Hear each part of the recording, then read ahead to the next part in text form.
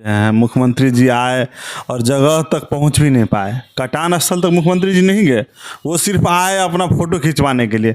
वो हेलीकॉप्टर से आए, बस NH जो 17 नंबर है उस एरिया या क्या उस पर कदम उठाना चाहिए कि ताकि उन लोगों को राहत मिले? देखिए, हम सरकार से मांग करते हैं जो 3 महीना का बिजली बिल माफ़ करे, 3 महीना का जितने लोग के ऊपर लोन है।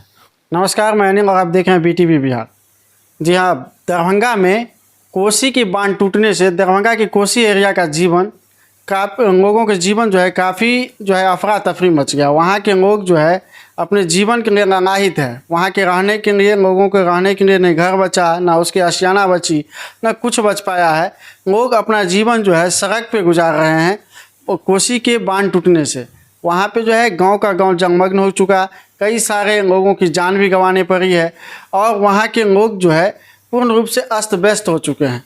इन सब सारे आपदा के संकट को देखते हुए कुछ समाज सेवी लोग जो सामाजिक सेवा के संगठन में जुड़े हुए लोग लगातार जो है अब हाथ बढ़ाने लगे हैं, लगातार हाथ बढ़ा रहे हैं। वहाँ पे लोगों को जा के सहयोग कर रहे हैं।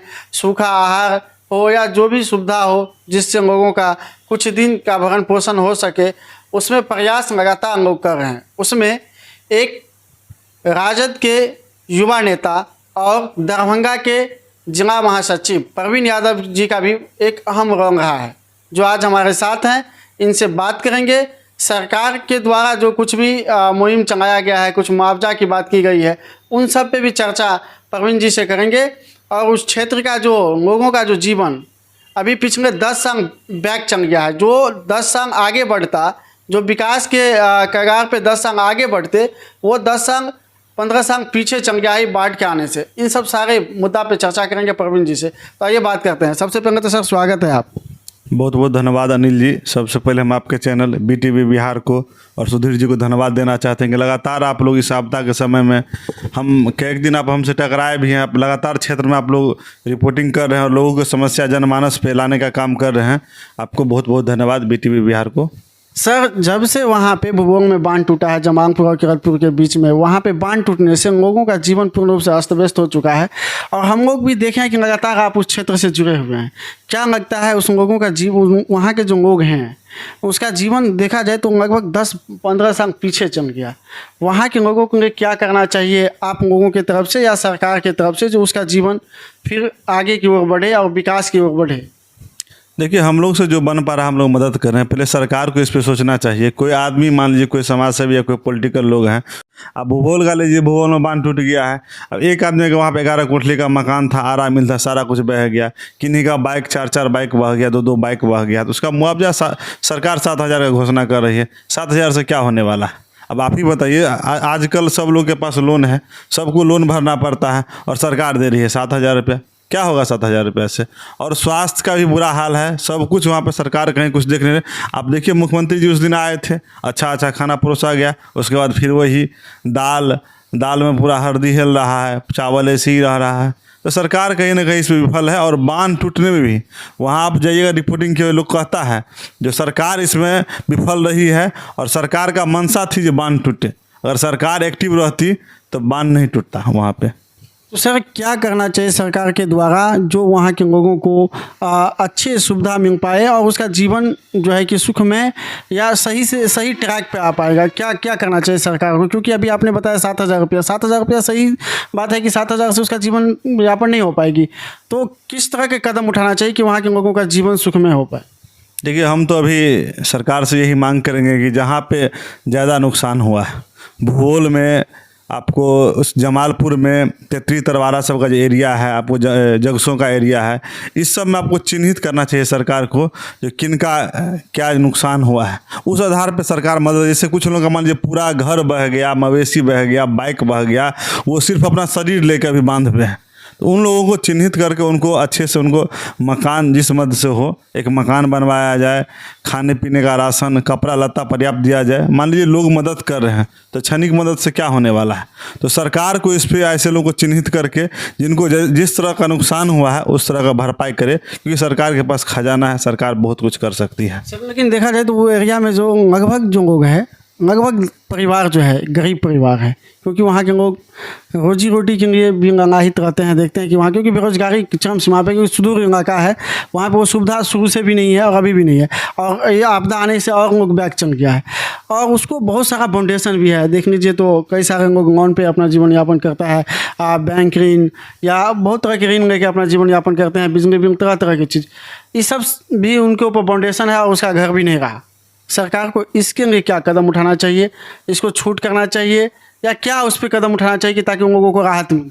देखिए, हम सरकार से मांग करते हैं जो 3 महीना का बिजली बिल माफ़ करे, 3 महीना का जितने लोग के ऊपर लोन है वो लोन माफ़ करे, और जिनका सारा घर बह गया है, मवेशी बह गया, गाड़ी बह गया, ऐसे लोग का पूरा ऋण और बिजली बिल सारा माफ़ करना चाहिए। क्योंकि उसके पास है क्या, इसी में लोग सुसाइड जो लोग करते हैं, जब कुछ बचा ही नहीं और उसको मान लीजिए लोन वाला आएगा, टॉर्चर करेगा, उसको सरकार का बिजली बिल आएगा, बिजली बिल नहीं भरेगा तो उस पर FIR होगा, वारंट निकलेगा, लोग क्या करेगा? तो सरकार को अभी मान लीजिए 3 महीना का बिजली बिल वहाँ फ्री करना चाहिए, और ख़ास करके लोन वाला जो आप बात कर रहे हैं तो 3 महीना का लोन का भरपाई सरकार करे, चाहे माफ़ करे, ऐसे चिन्हित करके। देखिए, हम सबका नहीं कर रहे हैं, जिसको नुकसान हुआ है ऐसे लोगों को मदद करना चाहिए सरकार को भी। सर क्या लग रहा है ये 7,000 का जो घोषणा किया है सरकार, नीतीश कुमार जी आए थे और दरभंगा से घोषणा किया है कि जो बाढ़ पीड़ित परिवार है उसमें जो है कि लगभग परिवारों को 7,000 रुपया उसके अकाउंट में दिया जाएगा। क्या ये 7,000 रुपया 100% उसके अकाउंट में जाएंगे और क्या इससे उसका जीवन यापन हो सकता है? देखिए, इस सरकार का आप हाल जान ही रहे हैं। मुख्यमंत्री जी आए और जगह तक पहुंच भी नहीं पाए, कटान स्थल तक मुख्यमंत्री जी नहीं गए, वो सिर्फ आए अपना फ़ोटो खिंचवाने के लिए। वो हेलीकॉप्टर से आए, बस NH जो 17 नंबर है उस एरिया में घूम लिए, और जहां मुख्य रूप से प्रभावित लोग हैं वहां मुख्यमंत्री जी पहुंचे नहीं। और 7,000 मुख्यमंत्री जी कह रहे हैं, मुख्यमंत्री जी तो बोलते बहुत कुछ और होता बहुत कुछ नहीं है। तब देखिए क्या करते हैं मुख्यमंत्री जी।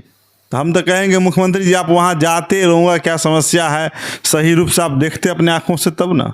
आप तो आए, फ़ोटो खिंचवाए, चले गए। आप आए उस दिन सारा रात भर में टेंट उंट बना, सारा व्यवस्था हुआ, अच्छा अच्छा खाना परोसा गया।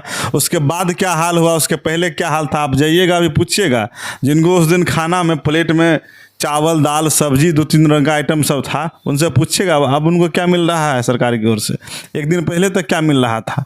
ये सब सरकार का नाकामी है। सरकार सिर्फ अपना दिखावा करती है, और मुख्यमंत्री जी जाते वहाँ कटान स्थल पर नाव पे चढ़ के जाते, देखते लोग का किस तरह से जनजीवन चल रहा है, तब ना। देखिए सरकार 7,000 से तो कुछ होने वाला नहीं। सर लास्ट में आपसे एक चीज़ का जानकारी लेना चाहेंगे कि सर वहाँ पे बांध टूटा, वहाँ के लोगों का विकास, उस क्षेत्र का विकास लगभग 10 से 15 साल पीछे चल गया, क्योंकि बहुत ज़्यादा नुकसान है। आप भी गए हैं, लगातार क्षेत्र में बने हैं और शायद आज भी आपका दौरा है, तो लगातार जो है कि उस क्षेत्र में जाने के बाद आपको कहीं न कहीं आभास लगा होगा कि वो क्षेत्र लगभग 10 से 15 साल जो है कि पीछे चल गया है।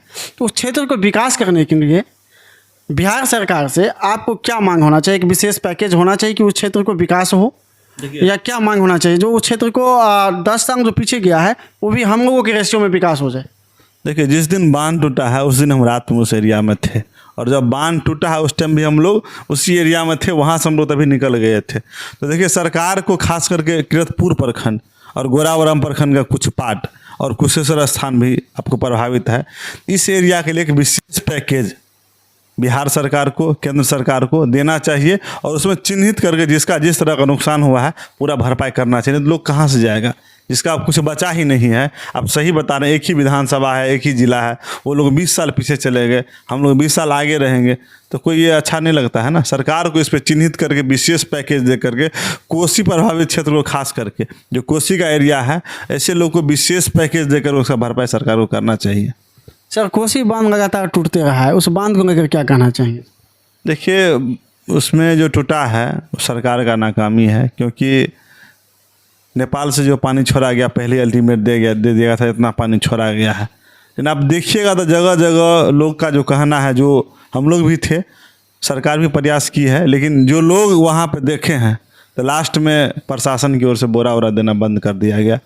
नहीं तो अगर सही तरीके से अगर किया जाता तो बांध नहीं टूटता और ये हाल नहीं होता किरतपुर प्रखंड और गोरावरम का।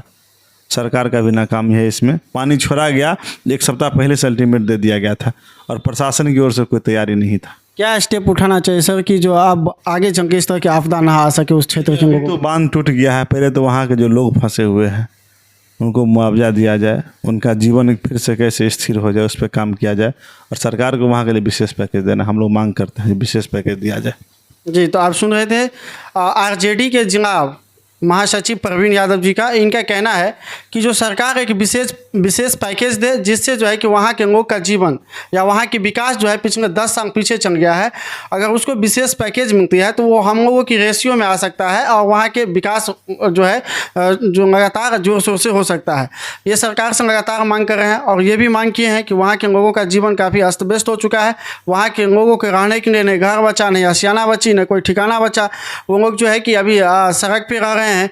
तो उन लोगों को जो भी ऋण है, चाहे वो बिजली ऋण हो, बैंक ऋण हो या जो भी ऋण हो, इनका कहना है कि जो सक्षम परिवार है उसको कम से कम तीन महीने का, और जो परिवार पूर्ण रूप से बर्बाद हो चुके हैं, जिसका कुछ भी नहीं बचा है, उसको है कि पूर्ण रूप से माफ़ कर दिया जाए। ये सरकार से मांग कर रहे हैं और बहुत सारे चीज़ जो मांग किए हैं आप इस वीडियो में देखेंगे। और इस वीडियो में विशेष रूप से चर्चा कर दिए हैं उस क्षेत्रों के लोगों के लिए, उस क्षेत्रों के विकास के लिए। ये जो है कि अपने मांग को जोरदार तरीक़ा से रखे हैं। धन्यवाद। आप देख रहे हैं BTV बिहार।